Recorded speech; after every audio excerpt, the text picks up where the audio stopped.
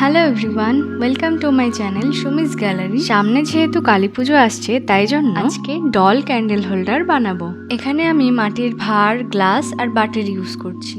এই বাটিটা আমি আগেও পেন্টিং করেছিলাম, তোমরা হয়তো দেখেছো। আজকে এই বাটিটা আবারও কাজে লাগবে। বাটি দুটোকে পরপর বসিয়ে তার উপরে ভাঁড়টাকে বসিয়ে দিলাম। এখন সাইডগুলো ভালো করে আঠা দিয়ে জুড়ে দিচ্ছি। এবার ডলগুলোর হাত বানানোর জন্য দু সাইডে পেরেকের সাহায্যে ফুটো করে নিলাম। এবার তার দিয়ে আমি হাতের শেপ দিয়ে নিচ্ছি।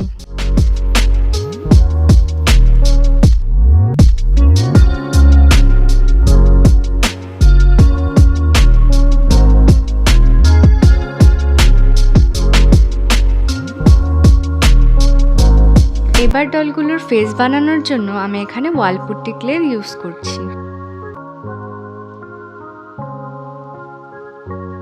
হাতগুলো আমি এখানে ক্লে দিয়ে বানিয়ে নেব।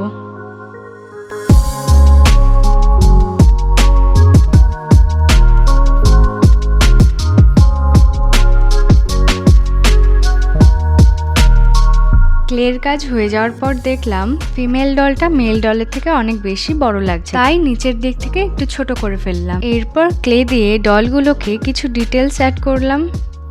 এবার ক্যান্ডেলগুলো ধরে রাখার জন্য ছোট প্লাস্টিক কৌটোর ঢাকনাকে গ্লু দিয়ে ভালো করে আটকে নিলাম। এবার শুরু হবে আসল কাজ, রং করা। এখানে আমি রং করার জন্য ফেব্রিক অ্যাক্রিলিক কালার ইউজ করেছি।